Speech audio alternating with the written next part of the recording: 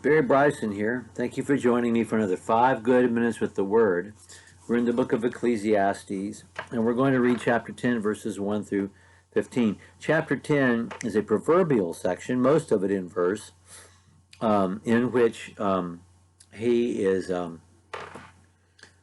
talking about practical life lessons and observations that he's made on the way to really arriving at his conclusion, which he will start to do in chapter 11.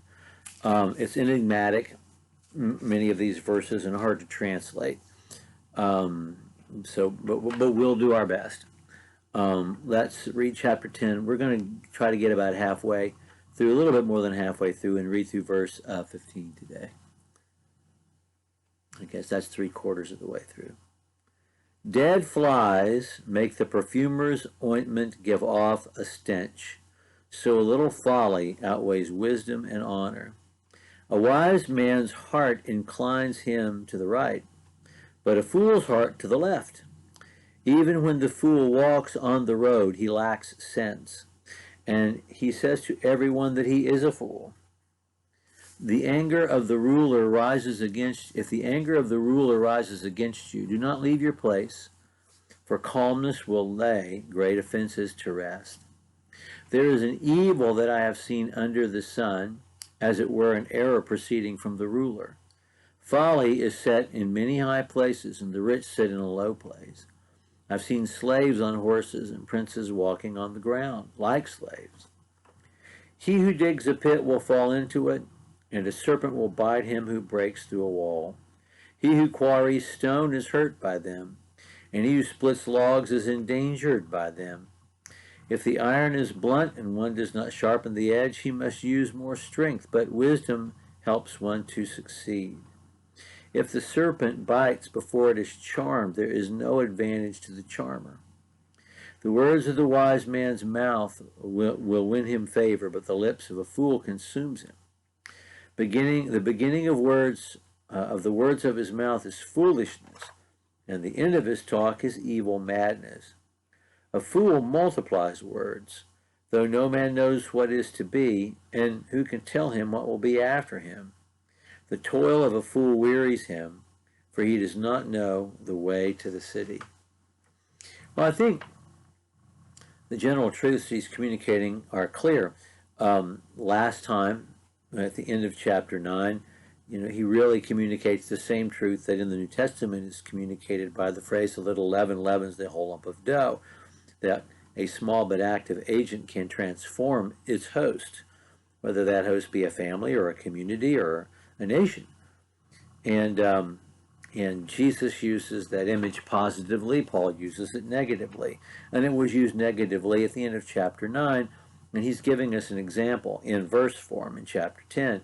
And let's not forget that the chapter and verse designations are 2,000 years removed from the original writing of the text. Dead flies make the perfumer's ointment stench, and a little folly outweighs wisdom and honor. That speaks for itself. It only takes a little bit of something to spoil something big. He talks about a wise man's heart and a fool's heart, and there's the contrast between the wise man and the fool throughout. The wise man's heart inclines him to the right, the fool to the left. We shouldn't think so much of right versus wrong, but weak versus strong, strong versus weak, because the right hand is the hand of strength. The left hand, for most people, is the off hand, and a fool is always going to be playing to his strengths, a wise man is, a fool never will be. And the whole notion that the fool is playing to his weaknesses is there throughout. He talks about the fool multiplying words, just talking and talking and talking, and he has no information in his head. Who can tell him what is to be? Who can tell him what will come after it? He doesn't have it in his head. Nobody can put it there. But he doesn't stop talking about things like he knows what he's talking about. There is verse 4. I love it. It's very British. It's keep calm and carry on, If the anger of the ruler rises against you, and you just stay in place and stay calm, you have a better chance of alleviating that and of being in the good graces of the ruler again than if you walk away and self-exile. He's not promising a good outcome. He's talking about the better course to take. He talks about, as we talked about just a few sessions ago, the fact that people who are undeserving receive the accolades, sit in the seat of power, and enjoy the great lion's share of earth's good things. And he talks about that too in verses 5 through 7, which are in prose, not in verse. He talks about digging a pit, quarrying stones, breaking through a wall, and calamity happening. And I've heard, and I myself have at times applied this to talk about evil schemes being always thwarted, but he's not talking about schemes that are necessarily evil. There's nothing necessarily wrong about digging a pit or quarrying stones or breaking through a log. But all actions have consequences and negative consequences which we do not foresee. And that's wisdom that we need.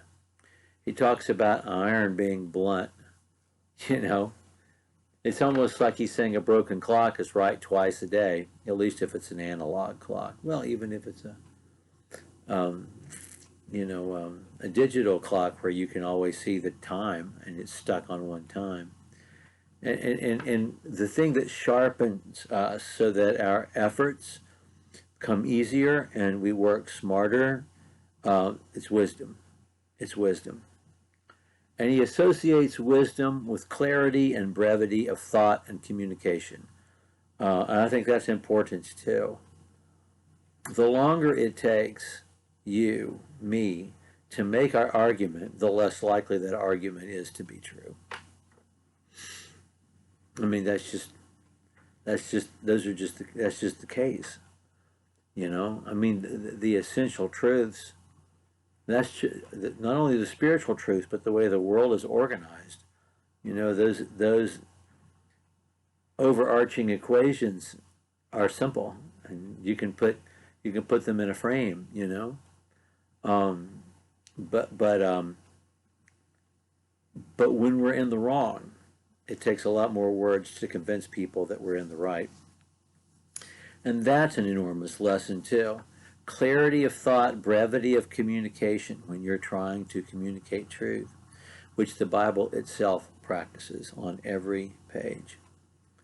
Okay, we'll pick up with verse 16 next time. Thank you for joining me for another 5 good minutes with the Word.